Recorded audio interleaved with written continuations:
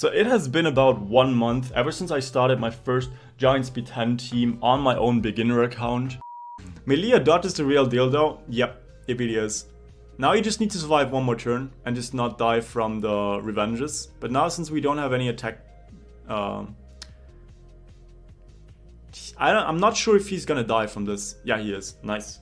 And truthfully, not that much has changed. I pretty much only really made it slightly faster, but the entire concept kind of stayed the same. I was already like working towards this team, which currently takes about like 1 minute to 1 minute 20. And the reason for this video is that literally every single stream of mine, there have been people just coming in and just asking like, now that you have built your Giants B10 team, how are you going to continue progressing? And my answer is always going to be the same. I'm gonna stay in Giants. I'm gonna stay in Giants for a very long time, and today I'm gonna talk about why this is a pretty valid strategy, especially for early game players. And after we're done with that, I'm gonna showcase my own account, kind of just tell you guys what you can expect from about 1 month of mostly farming Giants B10. But yeah, without further ado, with that long ass introduction out of the way, let's talk about the pros of clearing Giants B10. And yeah, as you guys can see, we have another one of those paint lists. I know, I'm being like very creative in these, and I've written down a couple of pros, I've written down a couple of cons when it comes to mostly focusing on Giants B10. Now, I think I want to start off with one small disclaimer. This doesn't mean that I'm not going to farm any of the other Kairos dungeons eventually. It just means that for the first couple of months, I'm mostly focusing on Giants. And the main reason for that is because turns out that Giants actually gives you an insane boost to your stats. Simply because all of the runes that are dropping in Giants actually are going to improve your stats overall. Pretty much all of them except Despair at least. And if you combine that with the fact that in PvP for instance, which is the reason why a lot of people farm Dragons and Necro, it's mostly just about getting the first turn, especially for like early game players. Like from my own experience right now when I'm doing Guild War, it's either we're facing a farming guild or I'm just getting stomped no matter how much I farm. Like it's very hard to make up for people's rune quality 6 years down the road. It's just I'm getting out runed. I wanna try it at least. Come on, Rogue. Fuck. At least she derped. That's good. Rogue. Max damage. Come on. Boom. No damage at all. Fuck. This is really bad. Come on. Rogue. Ah, we lost armor break. Rogue. Fuck.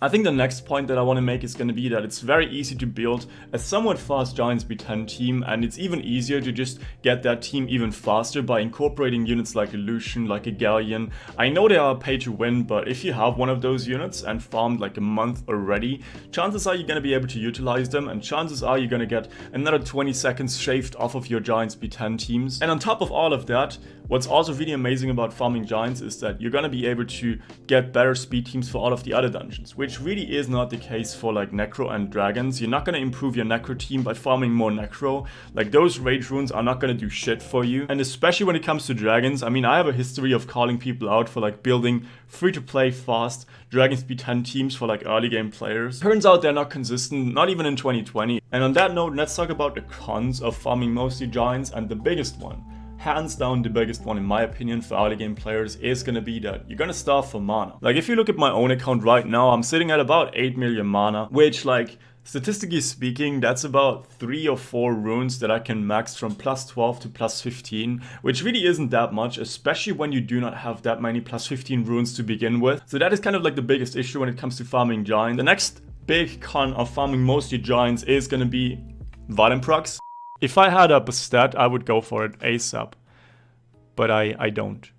Hey, good way to start a guild siege with a Perna quad proccing right there. Which I know like a lot of people, they're just fucking, it's like the crack of beginner players.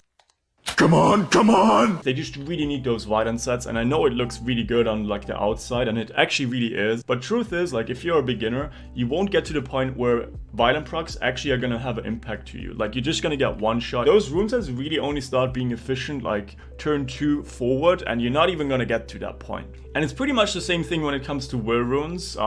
People really want to get those for PvP, and that's the main reason why people normally should be farming Necro. But truth is, Necro is kind of outdated. Like if you think about it right now, all the 3 dimensions combined, they kind of drop the same rune sets as Necro B10, which from like a long-term perspective, in my opinion, makes Necropy 10 farming completely obsolete. And I know you might go like, hey Sam, that's like endgame stuff. It really isn't. I have like 3 guys in all of those dungeons if you're curious about that, first of all. And second of all, next month I'm gonna be building a Kazan B5 team on stream with you guys with my own beginner account. And that account is like not even 6 weeks old at this point, so just tune in for that.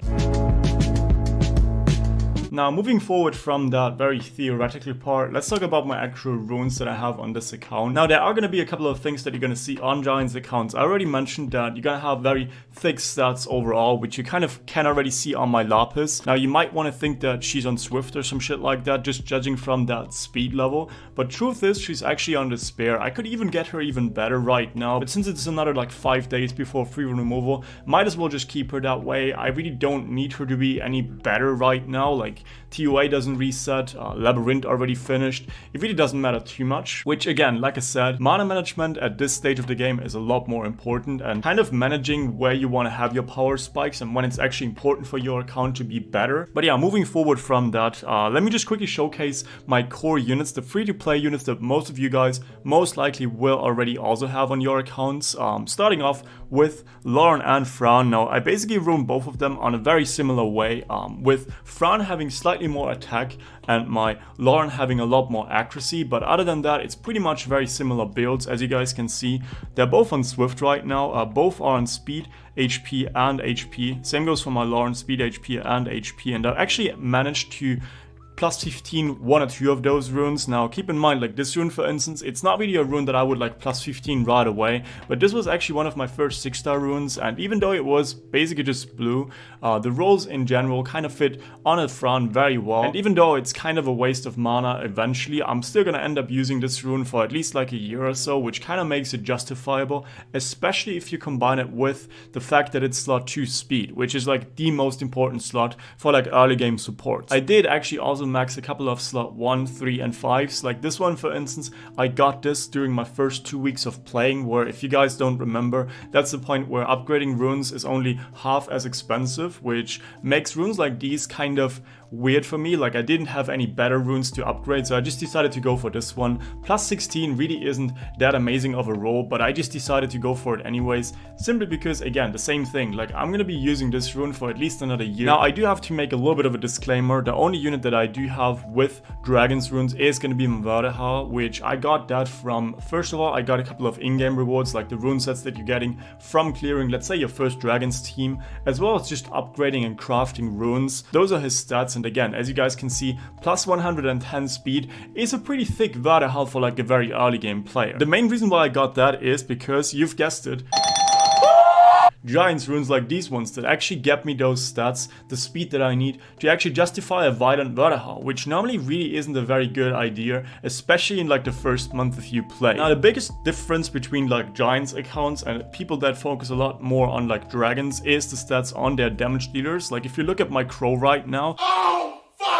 you might think that again, it might be a Rage Crow, but again, it's not Rage, it's on Swift. Like pretty much every other one of my nukers, it's either like Double Blade or like Blade Swift, something along those lines. And as you guys can see, again, I have a speed crit damage, and I think this rune I might be able to justify upgrading this to plus 15. Like 20 crit rate is really not that easy to obtain, but overall I'm trying to be very conservative with which runes I want to upgrade. I think this rune for instance is like the perfect example of like a rune that you see like pretty much every single day. It's like one of those runes where people are trying to improve their times in like Giants and stuff and end up maxing shit tier runes like these.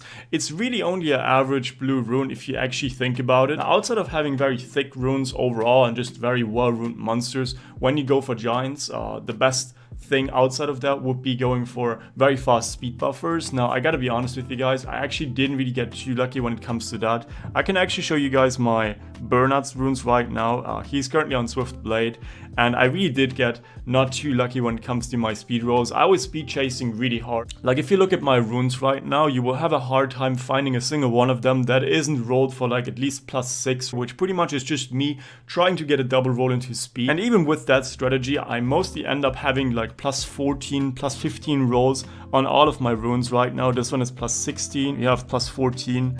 This one is plus 13, same shit, plus 12. So really no like insane speed rolls on these runes. I got pretty unlucky when it comes to that. I kind of have the comparison, since if you guys don't know, I've leveled on like probably about 5 to 6 beginner accounts at this point, so I kind of know like which sort of runes to expect. And overall I would say that I did get pretty unlucky getting a lot of 6-star legendary runes with just like flat stats on slot 4 and slot 6. But I mean, this game is all about just numbers. I do enjoy farming on the side no matter what. Even if I get like below average RNG, I just know that like if I just keep it up for a very long time, it's gonna eventually average out no matter what. And on that note, might as well actually kind of give you guys a rough estimate of how many crystals I farmed for like the last month of Giants. I can tell you that it's about 3,000 crystals in total. I did spend a couple of them for like XP boosts in like special event shops. I did also get 1 triple roll into speed, as you guys can see from that despair rune. But since you are starving for mana, you gotta be pretty conservative with which runes you actually want to upgrade this far. But yeah, we're gonna figure out how we're gonna go about it when it comes to mana. I have like a couple of options that I need to like talk to you guys about on stream. And yeah, I think that's pretty much gonna be it for today's video.